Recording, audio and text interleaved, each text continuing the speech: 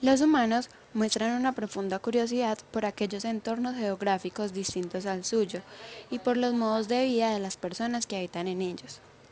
Por ese motivo se da inicio a la antropología. Ahora vamos a iniciar con un breve recorrido por la historia de la antropología, destacando hechos importantes. Ok, en el libro sagrado de la humanidad encontramos ejemplos sobre las costumbres de muchas sociedades de la antigüedad, junto con los documentos históricos y literarios de las llamadas altas culturas, como lo son Egipto y China. En Grecia y Roma podemos encontrar los primeros rudimentos antropológicos, tales como los amplios viajes realizados por Heródoto, quien se interesó por la cultura de aquellos lugares y sus modos de vivir, el análisis de costumbres de pensadores como Platón, Aristóteles, Genofonte y muchos otros. Además, el estudio de tribus, religiones, artes, entre otras, por parte de los romanos, Lucrecio y Tácito.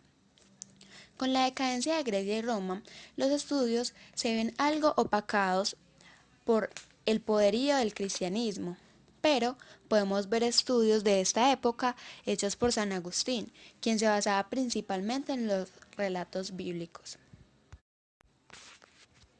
Después del Renacimiento y la implantación del capitalismo, hacia el siglo XVI y XVII, el contacto con nuevas culturas por parte de los europeos generó que misioneros, escritores y exploradores escribieran acerca de estos descubrimientos.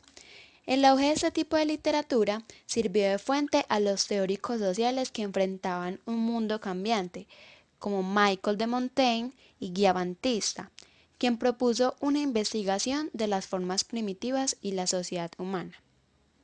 Luego, los pensadores sociales de la Ilustración francesa y escocesa se integraron de manera general a la evolución y al progreso en general.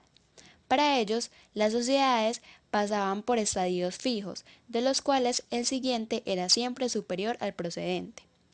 En este periodo se dedicaron a ampliar los conocimientos que ya se tenían y a justificar el surgimiento de una nueva civilización industrial.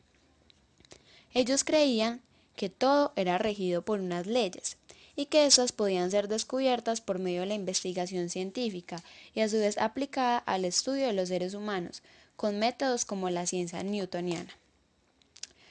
Rousseau, en aquel entonces, plantea una teoría totalmente diferente, profundizando en el estudio social de las personas que vivían de maneras diferentes a la ya impuesta. Este enfoque se distinguía claramente del enfoque científico, quienes querían estudiar la naturaleza humana con actitud neutral.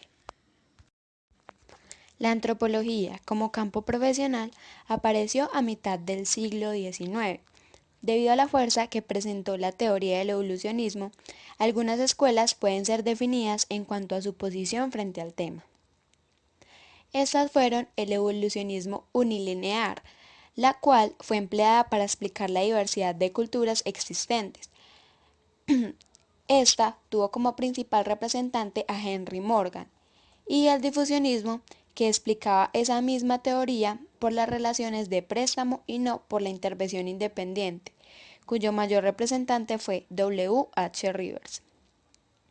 La principal reacción contra el evolucionismo vino de la Escuela Norteamericana de Antropología, fundada por Franz Boas, hacia finales del pasado siglo.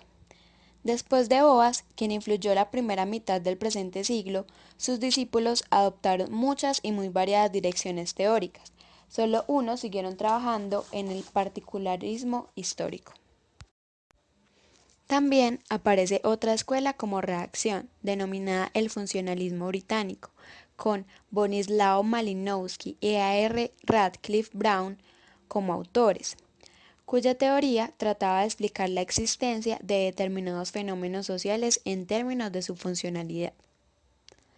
Por último, las últimas tendencias de la antropología se dieron gracias a la influencia del particularismo histórico, el configuracionalismo y el funcionalismo, los cuales introdujeron el uso de principios rigurosos en el estudio de la cultura, que llegaron a contrarrestar de manera efectiva los esquemas del evolucionismo del siglo XIX.